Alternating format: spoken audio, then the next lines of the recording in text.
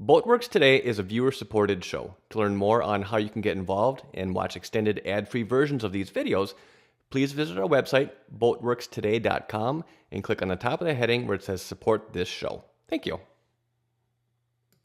Good afternoon, everybody. I hope you are all having a great weekend. I am about ready to start getting some glass laid down on all these patches of the deck that we opened up for drying. Now, when I initially cut these tops off, among these areas that I've shown you in the past, I was getting moisture readings that were somewhere between 40 to 50%, which is waterlogged. I mean, it's wet. And over the course of probably a week and a half, the moisture content has come down to anywhere, again it varies, anywhere between 8 to 12%, which is about as dry as it's going to get, in our area, air dried. If you were to kiln dry it, like lumber that you buy in the lumber store that's kiln dried, it's going to be a little bit drier than that. But typically air dried stuff is, right in that ballpark. So we're ready to start glassing. Now, before I get started on that, there's a couple things that I need to do. I need to come in and I want to pre-coat all of this exposed wood or all the exposed coring, and help to also fill in some gaps, between some of the wood planks, as well as just kind of smooth it over a little bit. Right now, unless I were to do a lot of sanding, which would make that material a little bit thinner, I'm going to try and find a happy medium. I'm going to build some of it up, and I'm going to end up sanding some of it off. But when it's all said and done, I will be removing less material this way. So that's kind of the plan. I'm going to be building and sealing all this off with peanut butter. I mean, you've heard me talk about that before. And in this video right over here, which if you haven't seen it, check it out. When I was making that hatch mold, it was when I was fiberglassing over plywood. That's what it was. I kind of roughly went through the process of how I make the peanut butter, but I never really got into the details. And I've gotten a lot of questions from people as far as, well, what's the filler to resin ratio, and how much are you putting in? And I never really know, because it really depends, I guess, depending on what it is you're trying to do. Like for this, when I go over the main, the majority of the area on here to pre-coat this coring, I'm going to want it a little bit more on the wet side, because I want that resin to soak into the coring and seal it off, so that my glass is going to have something to to kind of hold on to. Now, on the other end of that scale, if we were making, say, fillets, for trying to put a radius around a corner so that the glass can conform to that, you're going to want it a little bit thicker. You're not going to want it, to sag and run out of its place. You're going to want it to, be stiff enough to stay in place. So, as far as the, how much material, how much fibers do you add, or how much Cabosil do you add? It really depends, and there really is no secret recipe per se. But at least I'm going to try and put together somewhat of a ballpark, measurements for you here. So I've got 8 ounces of resin here, and this is uncatalyzed laminating poly resin. And I'm going to start, and I actually have the correct material this time. Last time, I took some chop strain and I just kind of took some scissors to it and sliced it up. This is actually milled fibers, and it's almost like a powder. I mean, it's milled very, very small.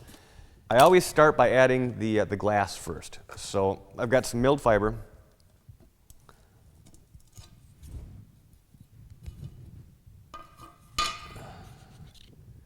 And I'm not going to dig my hands in here and actually measure it out, but I'm going to just kind of go by how many scoops that I'm going to put in here.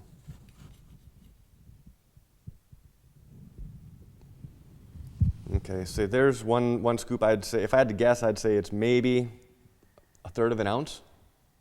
And again, these are all going to be very similar measurements. So that's 2, 3, 11, 12. Now the milled fibers, this is not going to make it thick. That's what the Cabosil is going to do. So in this instance, I'm going to have a lot more of the milled fibers than I am the Cabosil.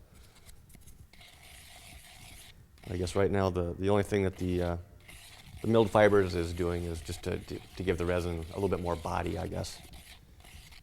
If I had to guess, I'd say in this 8 ounces of resin, I probably mixed in a quarter to a third a cup of the milled fibers. Okay, now this stuff. This is the Cabasil, or it's silica. It's fumed silica is what Cabasil is. Now this stuff is basically as light as air. So, you know, trying to use this stuff outside, if there's any kind of a breeze, is not gonna turn out well for you. So, it's extremely light and airy. So I'm gonna be very careful when I'm scooping it and putting it in here, and when I'm stirring it, not to get it airborne, because it is extremely light, and this is just not something you want to be breathing into your lungs.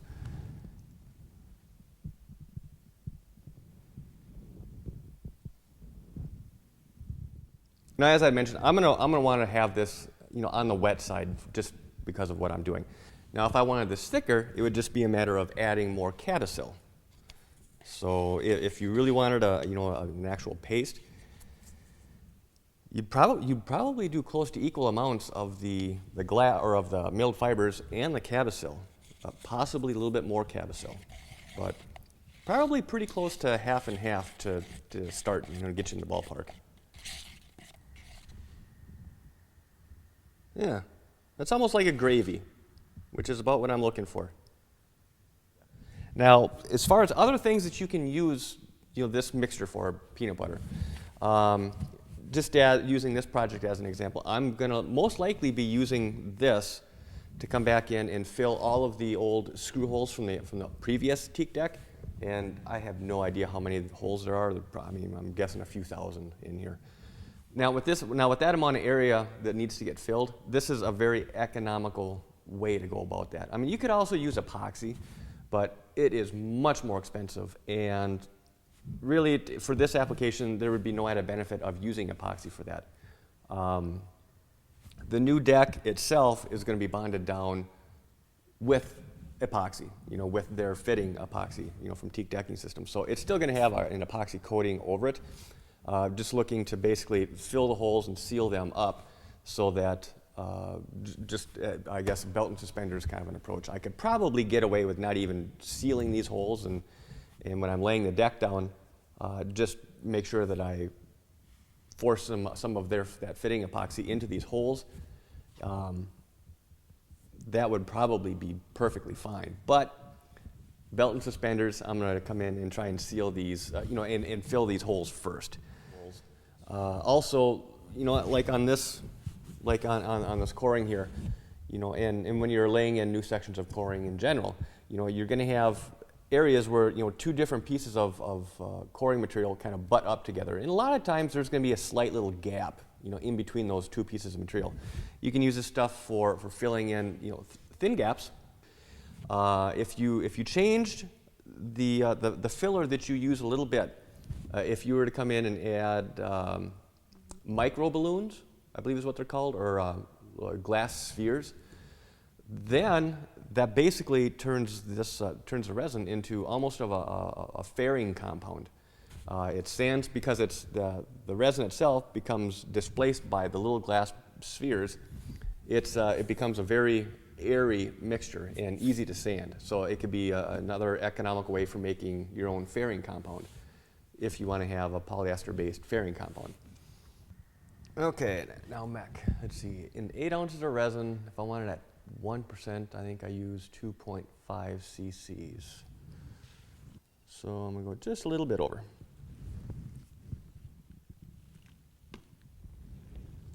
Oh, and I should add also that if you're going to be making a thick batch of peanut butter, you're going to want to catalyze your resin before you add too much to it and it gets too thick.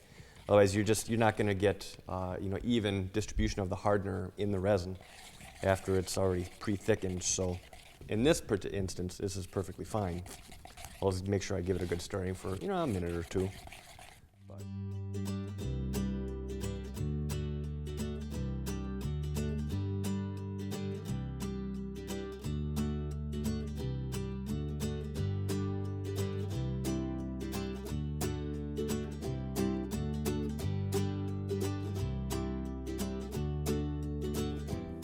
I think that looks pretty decent for a first coat. And again, it doesn't need to look pretty because it is gonna get sanded a little bit. I'm just trying to, I guess like I mentioned, find that happy medium between filling and actually sanding, so that I'll have to do a little less sanding and a little less filling to get everything nice and smooth for laying the glass over the top. But yeah, so I think this looks good. Now I'm just gonna mix up another batch of resin and move on to the next spot. And at this point, I think I'm gonna end this video here. Now next week, we're gonna cover laying all of our glass down, getting that ground down, and then prepped for fairing so that we can start to look at getting this cabin top painted. The new teak decks are gonna be arriving here at the shop in probably two to 3 weeks. So I wanna try and have all of this painting work done before that actually happens. And at this point, I think I'm gonna end this video here. Now next week, we're gonna cover laying all of our glass down, getting that ground down, and then prepped for fairing so that we can start to look at getting this cabin top painted. The new teak decks are gonna be arriving here at the shop in probably two to 3 weeks. So I wanna try and have all of this painting work done before that actually happens. If this is your first time here, I'd love to have you subscribe to this channel. And as always, if you enjoyed this kind of content, please give it a thumbs up and share it on your social media. As always, if you have any questions, comments, please leave those down below. And until next time, thanks for watching. This has been a Boatworks Today production.